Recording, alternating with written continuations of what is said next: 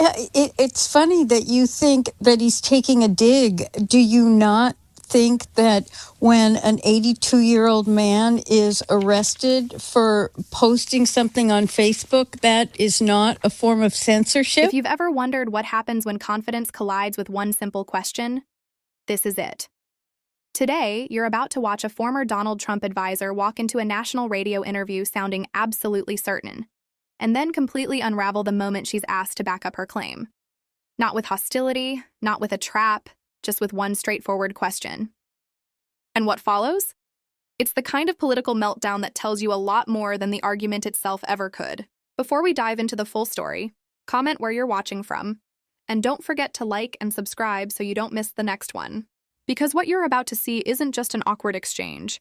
It's a case study in what happens when bold talking points meet basic scrutiny. When someone is used to making sweeping claims in friendly spaces, but suddenly finds themselves in a setting where the interviewer simply says, "Okay, prove it."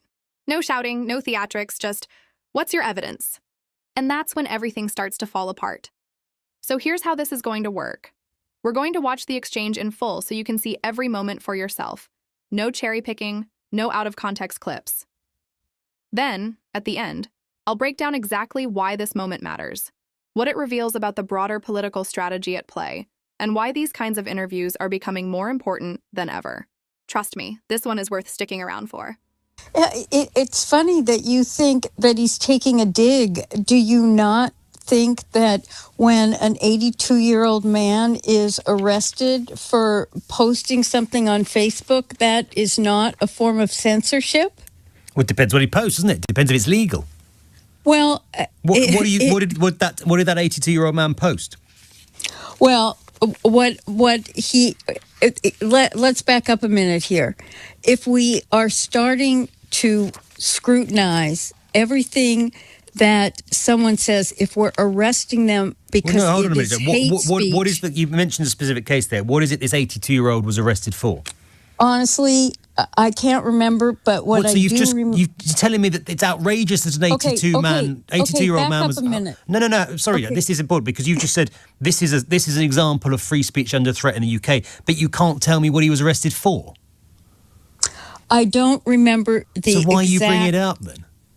I brought it up as an example that if we are scrutinizing what an 82-year-old man posts on Facebook... But you can't assess that without knowing what he said, can you? Well, you know what?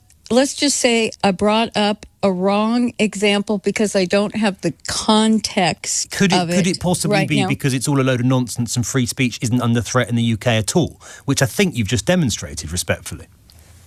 You know what? I've been there I've lived in the UK for 24 years. And yes, I do believe that censorship, it started with political correctness. Right. And as political correctness moved from accusing people of microaggressions and then people getting triggered over what somebody said, it has been a form of putting a speech straitjacket on people. So what can't you say in the UK right now without being arrested that you think people should have the right to say? You know what? That's a very good question. It is. Thank you. It is. I can't answer that question, and I can't give you an example exactly. But see, so what I find interesting. Sorry, Jane. You've given me an example of free speech being under threat. You can't tell me what the person said. Well, I've asked you for one single thing that you can't say in the UK without fear of being arrested, and you can't think of anything. It's because Britain still is a country, compared to the United States, by the way, where free speech absolutely exists and always will. Well, we both see it differently then. But you can't give me any single point of evidence whatsoever to back up your idea. Why don't you give me an example of how free speech still exists and censorship is not there? Because you don't get arrested by the police for saying anything that isn't incitement or hate speech in this country. People are free to express their opinions. People are free to give their views. We do not have a police state in this country, unlike, I might say, the way that the United States is going under Donald Trump. Well, that's interesting because it's not going that way with Donald Trump. It was going that way, and it's now reversing itself. Right. So banning journalists from the White House because you don't like what they've written, demanding the impeachment of judges because you don't like what they've ruled, sacking government officials because they've dared to criticise you at any point in recent years, defunding universities because they're not doing what you do, threatening law firms if they don't toe the party line, defunding media organisations that you think are against you, arresting students because of what they've written on social media, and ramping up checks of people entering the UK to check they haven't posted anything on Facebook that you don't like, doesn't amount to any sort of attack on free speech. That's really twisting things without the specific facts. Examples. You're giving... They're facts. No, you're giving examples the same way I gave the example but you didn't give any 82-year-old examples, and I've just man. given you 10. No, you've just given me a very biased perspective. Bias is facts. All of those things have happened. Which of those haven't happened? Have journalists been banned from the White House under the Trump administration? Have journalists been banned, or have they brought in alternative media that presents a different I'm not talking about angle? Have journalists from organisations like the Associated Press been banned by the White House, yes or no?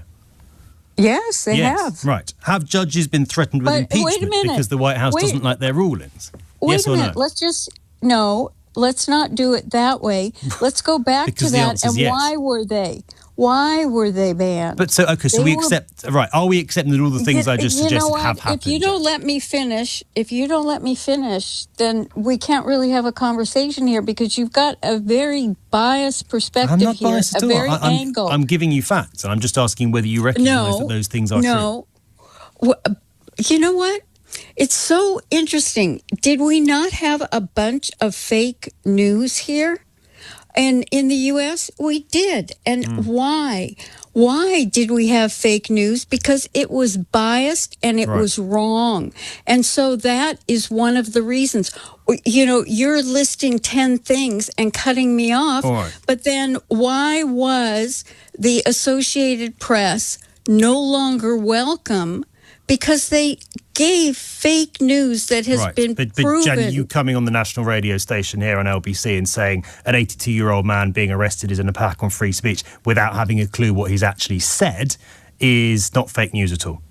It's not. It's not that I haven't had a clue. I can't remember the specifics. Right. But the fact that. But how can you know it's an attack on free speech if you can't remember what he'd actually said? Well, it's very interesting because you started this off by saying J.D. Vance had a dig. And so we don't get to have an intelligent discussion about whether there really is censorship going on, if people are afraid to speak out. But he has had a dig, and that's his own language. He said previously when he talked about the UK... No, you called it a dig. Well, What makes this moment so revealing is that it wasn't just a minor slip.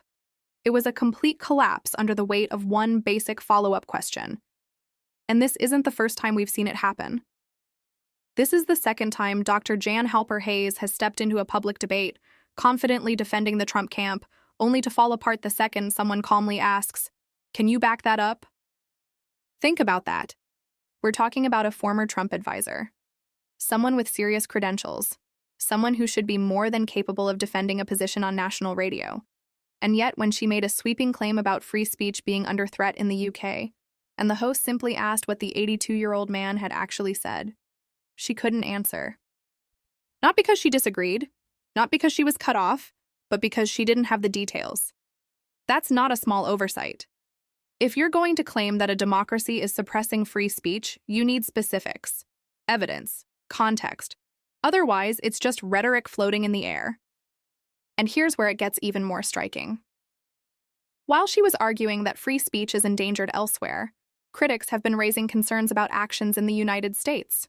Restrictions on certain journalists' access, public attacks on judges over rulings, funding pressure on universities, heated rhetoric toward media outlets and critics, and increased scrutiny around protests and speech. These are real debates happening right now. So when J.D. Vance makes pointed comments about another country's speech laws, it's fair to ask, compared to what? That's why this exchange mattered. Because once the pushback came, there was no substance behind the talking point, just deflection. And when the argument can't survive one simple question, that tells you everything you need to know.